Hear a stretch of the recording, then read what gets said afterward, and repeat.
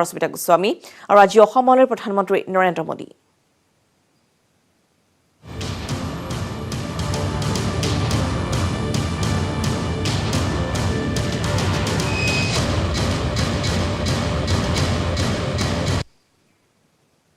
আজি শিৱসাগৰত আহি উপস্থিত হ'বহি প্ৰধানমন্ত্ৰী নৰেন্দ্ৰ মোদী ঐতিহাসিক জেৰেঙ্গা পথাৰত বিশাল জনসভাত অংশগ্ৰহণ কৰিব প্ৰধানমন্ত্ৰী নৰেন্দ্ৰ মোদীয়ে জনসভাত অংশ লৈ 1,07,000 লোকক ভূমিৰ পট্টা বিতৰণৰ কাৰ্যসূচী মুকলি কৰিব প্ৰধানমন্ত্ৰী মোদীয়ে যোৰহাট বায়ু সেনাৰ আস্থানত অৱতৰণ কৰিব প্ৰধানমন্ত্ৰী নৰেন্দ্ৰ মোদীয়ে 10 বজাত হেলিকপ্টাৰ যোগে জেৰেঙ্গা পথাৰত উপস্থিত হ'ব দেশৰ প্ৰধানমন্ত্ৰীগৰাকী মুখ্যমন্ত্ৰী সৰ্বানন্দ সোণোৱাল মন্ত্ৰী হিমন্ত বিশ্ব শৰ্মা মুখ্য সচিব জিষ্ণু বৰুৱা আৰু ডিজিপি ভাস্কৰ জ্যোতি মহন্তই আদৰণি জনাব প্ৰধানমন্ত্ৰী নৰেন্দ্ৰ মোদীক মোদীৰ আগমনৰ প্ৰতি লক্ষ্য ৰাখি সমগ্ৰ শিৱসাগৰ জিলাতে গঢ়ি তোলা হৈছে কটকটীয়া নিৰাপত্তা ব্যৱস্থা দুপৰীয়া 1 বজাত যোৰহাটৰ পৰা পশ্চিমবংগলৈ যাব প্ৰধানমন্ত্ৰী নৰেন্দ্ৰ মোদী আৰু প্ৰধানমন্ত্ৰীগৰাকীৰ আগমনক কেন্দ্ৰ কৰি ইতিমধ্যে জেৰেঙ্গা পথাৰৰ অবৈধ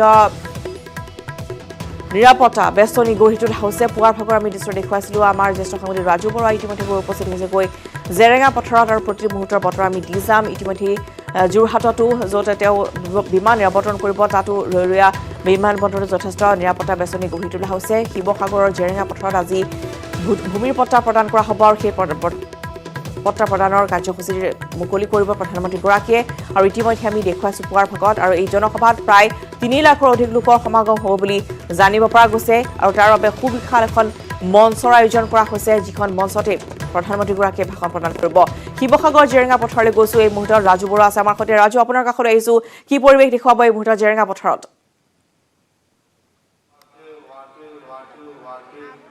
চাওক পুৱাৰ ভাগতে যথেষ্ট কুঁৱলী আছিলে আৰু সেই কুঁৱলীৰ আবেষ্টনী লাহে লাহে যদিও কমিছে এতিয়াও অৱশ্যে যথেষ্ট আছে আৰু প্ৰায় 3 লাখ লোক ইয়াত সমবেত হ'ব পৰাকৈ এনেধৰণে মণ্ডপ 3টা মণ্ডপ তৈয়াৰ কৰা হৈছে মূল মণ্ডপ আমি দেখুৱাইছোঁ যে মানুহ অহা আৰম্ভ কৰিছে লাহে লাহে মানুহ আহিছে ইয়াতে আমি যিসকল অভ্যাগত ইতিমধ্যে আহিছে তেওঁলোকৰ সৈতেও কথা পাতিবলৈ যত্ন কৰিম আৰু সুভাষ দত্ত ডাঙৰীয়া আছে যদি বিজেপিৰ মুখপাত্ৰ সুভাষ দত্ত ডাঙৰীয়া আছে সুভাষ দত্তৰ সৈতে আমি প্ৰথমতে কথা পাতিবলৈ যত্ন কৰিম সুভাষ দত্ত যদি অকণমান যদি আগুৱাই আহে সুভাষ দা যদি কিছু আগুৱাই আহে আমি কথা পাতিবলৈ আমাৰ সুবিধা হ'ব দত্ত ডাঙৰীয়া যথেষ্ট যিটো আয়োজন আপোনালোকে যথেষ্ট কষ্ট কৰি এই আয়োজন কৰিছে হয়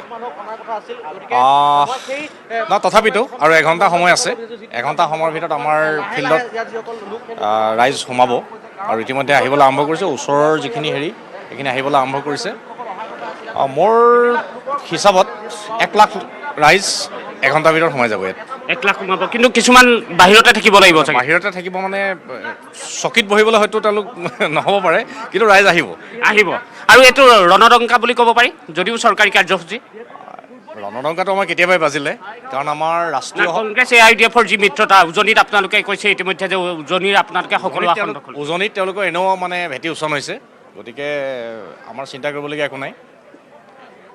একো নাই আমাৰ ৰাইজ আহি আছে ৰাইজ আহিব আৰু গোটেই কাৰ্যক্ৰমটোত আমাৰ 3 লাখ ৰাইজ ইতিমধ্যে ঘৰৰ পৰা ওলাবলৈ আৰম্ভ কৰিছে 3 লাখ লোক ৰশ্মিতা 3 লাখ লোক ওলাবলৈ আৰম্ভ কৰা বুলি কৈছে আৰু ইতিমধ্যে আমি দেখুৱাইছোঁ যে কিছু সংখ্যক লোক ইতিমধ্যে আহি ইয়াত উপস্থিত হৈছে আৰু 1 লাখ লোকক ভূমিপট্টা প্ৰদান কৰা হ'ব আৰু সেই ভূমিপট্টা প্ৰদানৰ যি অনুষ্ঠান চৰকাৰী কাৰ্যসূচী তাত প্ৰধানমন্ত্ৰী নৰেন্দ্ৰ মোদী কাৰণ 11:15 এই অনুষ্ঠান আছিলে কিন্তু কালি নিশাৰ ভাগতে কাৰ্যসূচী কিছু সাল সলনি ঘটিছে কাৰ্যসূচী ইতিমধ্যে সলুৱাই 10 বজাত কৰা হৈছে আৰু পুৱা 10 বজাত হোৱাৰ বাবে কিছু সংখ্যক লোক ইতিমধ্যে সুভাষ দত্তই কৈছে যে বাহিৰত থাকিবলগীয়া হ'ব পাৰে কিন্তু লোকৰ যি সমাৱেশ যি 3 লাখ লোকৰ তেওঁলোকে ইয়াত টাৰ্গেট কৰি লৈছে সেই 3 লাখ লোকৰ ভিতৰত অধিকাংশ লোককে তেওঁলোকে ভিতৰত সোমাবলৈ সক্ষম হ'ব পাৰে বুলি ইতিমধ্যে সেই কথা উল্লেখ কৰিছে আৰু যিসকল লোক ইয়াত উপস্থিত আছে আমি তেওঁলোকৰ সৈতে কথা পাতিম আৰু এই যি কাৰ্যসূচী আছে এই কাৰ্যসূচীক ইতিমধ্যে কোৱা হৈছে যে বিজেপিৰ যি নিৰ্বাচন যিহেতু সন্মুখত আছে নিৰ্বাচন সন্মুখত থকাৰ সময়ছোৱাত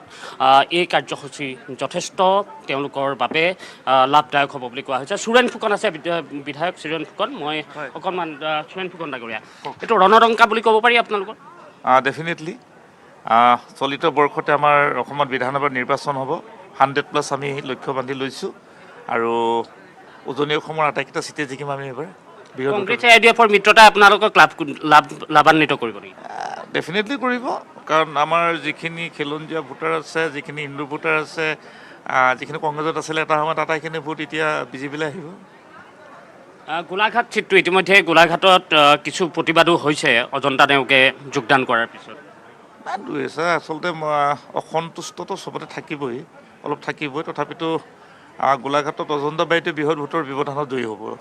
জয়ী হ'ব। আৰু আপোনাৰ নিজৰ ক্ষেত্ৰত 50,000 ভোটৰ ব্যৱধানত জয়ী হ'ম তাত, 50,000। এয়া আছিলে সুৰেণ ফুকন, আৰু বিধায়ক সুৰেণ ফুকনে ইতিমধ্যে কৈছে যে তেওঁৰ ক্ষেত্ৰতো তেওঁ যথেষ্ট লাভান্বিত হ'ব। আমি ইফালে আমি যাবলৈ যত্ন কৰিম। অনুপ সিং ৰাজপুৰোহিত আছে, বিকুল ডেকা আছে, আমি তেওঁলোকৰ সৈতেও কথা পাতিম। আৰু এই অনুষ্ঠান আমি কৈছোঁৱেই ৰশ্মিতা যে 1 লাখ লোকক ভূমিপট্টা প্ৰদান কৰা হ'ব, আৰু 1 লাখ লোকক ভূমিপট্টা যিসকল ভূমিহীন আছিলে সেই ভূমিহীনক খিলঞ্জীয়াক ভূমিপট্টা প্ৰদান কৰা হ'ব। আৰু এই অনুষ্ঠানত প্ৰধানমন্ত্ৰী নৰেন্দ্ৰ মোদী আৰু 1200 বিঘা মাটি আমি যদি আমি চাওঁ তেনেহ'লে আমি খানাপাৰাকে ধৰি বিভিন্ন ঠাইত আমি প্ৰধানমন্ত্ৰী নৰেন্দ্ৰ মোদীৰ অনুষ্ঠান আমি কৰিছোঁ। কিন্তু ইয়াত যিটো আয়োজন কৰা হৈছে ৰশ্মিতা, বৃহৎ আয়োজন, এই বৃহৎ আয়োজনত অংশগ্ৰহণ কৰিবৰ বাবে যথেষ্ট সংখ্যক লোক ইতিমধ্যে আহিছে। আৰু বিজেপি কাৰ্যকৰ্তাসকলো আছে। অনুপ সিং ৰাজপুৰোহিত, ৰঞ্জিত বৰুৱা, অজন্তা নেওগ বাইদেউক আমি দেখিছোঁ। প্ৰথমতে বাইদেউৰ কাষলৈ গৈছোঁ, অজন্তা বাইদেউ। এক বৃহৎ কাৰ্যসূচী, আৰু আপুনি কংগ্ৰেছৰ পৰা বিজেপিত যোগদান কৰাৰ পিছত চাগে এনেধৰণৰ বৃহৎ কাৰ্যসূচীত আপুনি অংশগ্ৰহণ কৰিছে। হয়, আজি অসমলৈ মোদী ডাঙৰী আহিব, সঁচাকৈ ভাল লাগিছে। আজি আপোনালোকে দেখিছে যে ইয়াত আচলতে এই কাৰ্যসূচীত আমি আশা কৰিছোঁ যে প্ৰায় 4-5 লাখ লোকৰ সমাগম হ'ব। আৰু বিশেষকৈ আজি মোদী ডাঙৰীয়ে যি ভূমিপট্টা দিব অসমৰ প্ৰায় 1 লাখ লোকক, ই আচলতে অসমখনক যিসকল থলুৱা লোক আছে, খিলঞ্জীয়া লোকসকল আছে, তেওঁলোকৰ কাৰণে এটা অতি ভাল খবৰ। কংগ্ৰেছ AIDFৰ মিত্ৰতা, এই প্ৰশ্নটো যদি আপোনাক সোধা নহয় তেনেহ'লে বেয়া হ'ব। কংগ্ৰেছ AIDFৰ যিটো মিত্ৰতা সেইটোক ৰঞ্জিত দাসে কৈছে যে অপবিত্ৰ মিত্ৰতা। চাওক, এই যিটো কংগ্ৰেছ আৰু মানে AIDFৰ এলায়েন্স, এই এলায়েন্সৰ বিৰোধিতা কৰিয়েতো মই বিজেপি দলত যোগদান কৰিছিলোঁ। গতিকে এই এলায়েন্সটোৱে আচলতে গোটেই অসমৰ যিসকল খিলঞ্জীয়া লোক আছে তেওঁলোকৰ বিৰুদ্ধে যাব, তেওঁলোকৰ স্বাৰ্থৰ বিৰুদ্ধে যাব।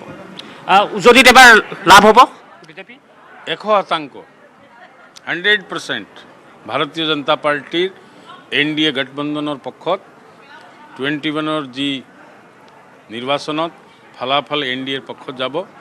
অসমৰ মুখ্যমন্ত্ৰী বিকাশ পুৰুষ সৰ্বানন্দ সোণোৱাল ডাঙৰীয়াৰ নেতৃত্বত, নেডাৰ চেয়াৰমেন ডক্টৰ হিমন্ত বিশ্ব শৰ্মা ডাঙৰীয়া, ৰাজ্যিক সভাপতি আমাৰ সকলোৰে অতি শ্ৰদ্ধাৰ ৰঞ্জিত কুমাৰ দাস ডাঙৰীয়াৰ নেতৃত্বত 21ৰ নিৰ্বাচনত 100+ 100তকৈ অধিক সিট পাই ভাৰতীয় জনতা পাৰ্টি আকৌ অসমৰ ৰাইজৰ সেৱা কৰিবলৈ সুযোগ পাব। ধন্যবাদ দিছোঁ। অনুপ সিং ৰাজপুৰোহিত আছিলে, কি ক'ব? কাজল দে ডাঙৰীয়া, আমি একমাত্ৰ আনুষ্ঠানিকতাই বাকী আছে। 2021 চনৰ যি নিৰ্বাচন হ'ব তাৰ আনুষ্ঠানিকতাই বাকী আছে। ইতিমধ্যে ৰাইজে ফলাফল ঘোষণা কৰাৰ নিচিনাই হৈ আছে। 100+ একেবাৰে অনিবাৰ্য, এইটো কোনো ধৰণৰ দ্বিধাবোধ নাই। আপাৰ আসনত এখন চিটো কংগ্ৰেছে পোৱাৰ কোনো আশাই নাই। ইয়াত কংগ্ৰেছ শূন্য, নতুন যিবিলাকে দল গঠন কৰিছে তেওঁলোকৰো শূন্য। ইয়াত ভাৰতীয় জনতা পাৰ্টি হৈ থাকিব। আৰু 100+ আমাৰ যি উদ্দেশ্য, এইটো আমাৰ ইতিমধ্যে মই পুনৰবাৰ কৈছোঁ, মানে আনুষ্ঠানিকতাই বাকী আছে। এক প্ৰকাৰ মানুহ একেবাৰে সম্পূৰ্ণ ইয়াৰ কাৰণে মানে ৰিজাল্টেই দিয়াৰ নিচিনা হৈ আছে। ধন্যবাদ জনাইছোঁ। বিকুল ডেকা আছে, বিকুল ডেকাৰ সৈতেও কথা পাতিম। বিকুল ডেকা ডাঙৰীয়া, ৰণসিঙা আপোনালোকৰ। চাওক, আমাৰ দেশৰ 130 কোটি জনতাৰ হৃদয়ৰ স্পন্দন যশস্বী প্ৰধানমন্ত্ৰী নৰেন্দ্ৰ মোদী ডাঙৰীয়া আহিব। তেখেতক আদৰিবলৈ আমি সকলো ইয়াত ৰৈ আছোঁ, আৰু আমি আশা কৰিছোঁ তেখেতৰ নেতৃত্বত ভাৰতৰ যি বিকাশ, যি উন্নয়ন, তাৰ লগে লগে অসমৰ যি বিকাশ আৰু উন্নয়ন, তাক আদৰিবৰ কাৰণে তেখেতক কৃতজ্ঞতা জনাবলৈ আমি সকলোৱে ভাৰতীয় জনতা পাৰ্টিৰ প্ৰতিগৰাকী সদস্য আহি ইয়াত উপস্থিত হৈছোঁ। ৰশ্মিতা, 1 লাখ লোকক যিহেতু ভূমিপট্টা প্ৰদান কৰা হ'ব, আৰু সেই অনুষ্ঠানৰ বাবে সকলো ইয়াতে উপস্থিত হৈছে। সেই ৰঞ্জিত বৰুৱা ডাঙৰীয়াও আছে। ৰঞ্জিত বৰুৱা ডাঙৰীয়া, কিন্তু টাইমটো যথেষ্ট আগুৱাই দিয়া হ'ল, গতিকে কিছু মানুহ অহাত অসুবিধা হ'ব নেকি? অলপ দূৰণিবতীয়া ৰাইজ অৱশ্যে কিছু পলম হ'ব, তাতে আজি কুঁৱলী পৰিছে। তথাপিতো মাননীয় প্ৰধানমন্ত্ৰী ডাঙৰীয়াৰ প্ৰতি যিটো আশ্বাস আছে, ৰাইজে আমি ভাবিছোঁ যে শিলডল ভাঙি আহিব, আৰু এইখন ঐতিহাসিক জেৰেঙা পথাৰ, ইয়াত আমাৰ সতী জয়মতীৰ স্মৃতি বিজড়িত হৈ আছে। আৰু আজিৰ পৰা এই ঠাইখনে আৰু অলপ অধিক গুৰুত্ব পাব বুলি আমি ভাবিছোঁ। আৰু এই প্ৰধানমন্ত্ৰী ডাঙৰীয়া অহাৰ পাছতে যিটো আমাৰ 100 ওপৰৰ যিটো আমাৰ সভাপতিৰ সপোন, মুখ্যমন্ত্ৰীৰ সপোন, সেইটো সপোন বাস্তৱ হ'ব বুলি আমি আশা ভাবিছোঁ। মিছন 100 ফুলফিল হ'ব। আজিৰ পৰা আমাৰ ভাৰতীয় জনতা পাৰ্টিৰ সকলো কাৰ্যকৰ্তা আজিৰ পৰা আৰু অধিক মনোবৃত্তিৰে, মানে ভাল মনোভাৱেৰে কাম কৰিব। তেওঁলোকে ইয়াৰ পৰা তেওঁলোকে উৎসাহ পাব বুলি কৈছে। আৰু কুশল দুৱৰী ডাঙৰীয়া আছে, কুশল দুৱৰী ডাঙৰীয়াক অকণমান যদি উঠি আহে ডাঙৰীয়া, এইটো সকলোৱে কৈছে যে 2021 নিৰ্বাচনৰ বাবে আপোনালোকে উজনিত সকলো আসন আপোনালোকে দখল কৰিব পাৰিব। নিশ্চয় আমাৰ উজনিৰ টাৰ্গেট আছে। যিকেইটা চিট আমাৰ বিজেপি হাতত নাছিলে সেইকেইটা চিটো এবাৰ আমাৰ বিজেপি হাতলৈকে আহিব। এইটো আমি আমাৰ ফালৰ পৰা নিশ্চিত কৰা হৈছে। আজি কিমান মানুহ হ'ব পাৰে? আজি আমাৰ টাৰ্গেটটো আছে প্ৰায় 2.5 পৰা 3 লক্ষ মানুহ। তাতে আমাৰ প্ৰগ্ৰেমটো অকণমান এডভান্স হৈছে। যদি আমাৰ কাৰ্যকৰ্তাসকল বা ৰাইজ যদি সোনকালে আহে তেতিয়াহ'লে 3 লাখৰ ওচৰত ৰাজু, উজনি অসমৰ 8খনকৈ জিলাৰ মানুহ অহাৰ সম্ভাৱনা আছে। ক'ৰ পৰা আহিব পাৰে আজিৰ এই লোকসকল, সেই সন্দৰ্ভত যদি কিছু আমি তথ্য লাভ কৰোঁ আপোনাৰ পৰা। ইয়াত হোৱাৰ সম্ভাৱনা আছে আৰু আমি মণ্ডপকেইটা দেখুৱাব বিচাৰিছোঁ। 3টা মূল মণ্ডপ ইয়াত কৰা হৈছে আৰু সেই ঐতিহাসিক জেৰেঙা পথাৰ, যিহেতু ইয়াত প্ৰায় 1200 বিঘা মাটি আছে, সেই 1200 বিঘা মাটিত জুৰি এনেধৰণে এই মূল মণ্ডপ তৈয়াৰ কৰা হৈছে। 1, 2, 3টা মূল মণ্ডপ আৰু এই 3টা মণ্ডপতে যাতে সকলো লোক ইয়াত সমবেত হ'ব পাৰে। প্ৰধানমন্ত্ৰী নৰেন্দ্ৰ মোদীৰ যি অনুষ্ঠান আছে 1 লাখ লোকক যিহেতু ভূমি পট্টা প্ৰদান কৰা হ'ব আৰু সেই অনুষ্ঠানৰ বাবে সকলো এনেধৰণে আহি এতিয়াই সমবেত হোৱা দেখা গৈছে। ৰশ্মিতা, নিশ্চয়কৈ ৰাজুৱে দেখুৱাইছে পোনপটীয়া সম্প্ৰচাৰ জেৰেঙা পথাৰৰ পৰা শিৱসাগৰলৈ আৰু কেইটামান মুহূৰ্তৰ পিছতেই উপস্থিত হ'বহি প্ৰধানমন্ত্ৰী নৰেন্দ্ৰ মোদী। আৰু তাৰ বাবে বিজেপিৰ বিশেষকৈ মন্ত্ৰী বিধায়কসকল এতিয়াই গৈ তাত উপস্থিত হৈছেগৈ আৰু প্ৰায় কিছু সময়ৰ পিছতে আৰু পুনৰ 1 লাখ লোকৰ তাত আগমন ঘটিব, অৰ্থাৎ 3 পৰা 3.5 লাখ লোকৰ আগমন ঘটিব বুলি ইতিমধ্যে বিজেপিৰ বিধায়কসকলে উল্লেখ কৰিছে আৰু মুখপাত্ৰ সুভাষ দত্তই উল্লেখ কৰিছে যে কিছু সময়ৰ পিছতে আৰু পুনৰ অধিক লোকৰ আগমন ঘটিব জেৰেঙা পথাৰলৈ। 1200 বিঘা ভূমিত ইতিমধ্যে জেৰেঙা পথাৰ এখন সুবিশাল মঞ্চৰে আয়োজন কৰা হৈছে। এই বিশাল জনসভাৰ য'ত ইতিমধ্যে ভূমি পট্টা প্ৰদান কৰা হ'ব, সেই অনুষ্ঠান মুকলি কৰিব প্ৰধানমন্ত্ৰীগৰাকীয়ে। 11জনকৈ লোকক মঞ্চত ভূমি পট্টা বিতৰণ কৰিব প্ৰধানমন্ত্ৰীগৰাকীয়ে। আৰু ইফালে কোভিড-19 মহামাৰীয়ে বৃদ্ধি কৰিছে পৰস্পৰ নিৰ্ভৰশীলতা। কৰোনাৰ বিৰুদ্ধে একত্ৰিত হৈ যুঁজ দিলে সমগ্ৰ দেশে ভেকচিন প্ৰদানৰ ঘোষণাৰ পিছত পুনৰ প্ৰয়োজন হ'ব সকলোৰে সঁহাৰিৰ। একত্ৰিত শক্তিৰে দেশৰ পৰা আমি নিৰ্মূল কৰিব লাগিব কৰোনা মহামাৰী। এই ক্ষেত্ৰত প্ৰতিটো খোজতে আপোনালোকৰ সহযোগী হ'ব নেটৱৰ্ক 18। সেই উদ্দেশ্যে নেটৱৰ্ক 18 আৰম্ভ কৰিছে campaign Sanjeevani, a shot of life. সকলো সুৰক্ষিত নহ'লে কোনো সুৰক্ষিত হ'ব নোৱাৰে। এই বিশ্বাসেৰে প্ৰতিগৰাকী ভাৰতীয়ৰ উপস্থিত কেন্দ্ৰীয় গৃহমন্ত্ৰী অমিত শ্বাহ। শুকুৰবাৰে নিশা বৰঝাৰ বিমানবন্দৰত উপস্থিত হ'লহি অমিত শ্বাহ। বিশেষ বিমানযোগে বৰঝাৰ বিমানবন্দৰত উপস্থিত হয় অমিত শ্বাহ। 3দিনীয়া ভ্ৰমণসূচীৰে গুৱাহাটীত উপস্থিত অমিত শ্বাহ। আমিনগাঁৱৰ PWDৰ আইবিত নিশাটো কটায় অমিত শ্বাহে আৰু আজি মেঘালয়লৈ যাব কেন্দ্ৰীয় গৃহমন্ত্ৰীগৰাকী। শ্বিলঙত অনুষ্ঠিত হ'ব লগা NECৰ অধিৱেশনত অংশগ্ৰহণ কৰিব কেন্দ্ৰীয় গৃহমন্ত্ৰীগৰাকীয়ে। মেঘালয়ৰ পৰা পুনৰ গুৱাহাটীত আহি উপস্থিত হ'বহি আৰু 24 জানুৱাৰীত অসমত দুটাকৈ কাৰ্যসূচীত অংশগ্ৰহণ কৰিব। নলবাৰীত বিজেপিৰ বিজয় সংকল্প সমাৰোহত অংশ ল'ব শ্বাহে। কোকৰাঝাৰতো BTRৰ প্ৰতিষ্ঠা দিৱসত অংশগ্ৰহণ কৰিব অমিত শ্বাহে।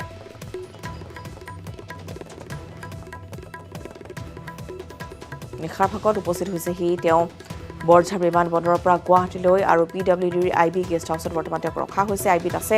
তাৰপিছতেই আজি তেওঁ শ্বিলঙত এক সমাৰোহত অংশগ্ৰহণ কৰিব। তাৰপিছতে উভতি আহিব পুনৰ গুৱাহাটীলৈ।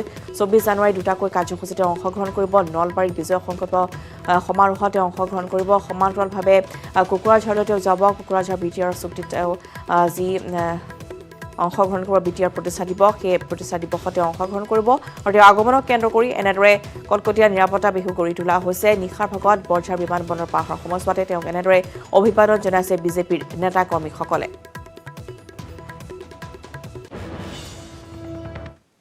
কেইবাটাও কাৰ্যসূচীলৈকে লৈ অসমলৈকে আহিছে। কালি ৰাতিপুৱা তেখেতে গুৱাহাটীৰ পৰা শ্বিলঙলৈকে যাব। শ্বিলঙত NECৰ বৈঠকত মিলিত হ'ব। অহাকালি আবেলি তেখেত আকৌ গুৱাহাটীলৈকে ঘূৰি আহিব। সকলোৱে জানি পৰহিলৈ দুটা কাৰ্যসূচী তেখেতৰ আছে, এখন নলবাৰী আৰু এখন কোকৰাঝাৰত দুখন ৰাজহুৱা সভাত তেখেতে অংশগ্ৰহণ কৰিব। তাৰপাছত তেখেতে দিল্লীলৈকে উভতি যাব। 24 তাৰিখৰ দিনাখন BTRৰ 1 বছৰ বৰ্ষপূৰ্তি কোকৰাঝাৰত এখন সভা আৰু দ্বিতীয়খন সভা নলবাৰী জিলাত অনুষ্ঠিত হ'ব।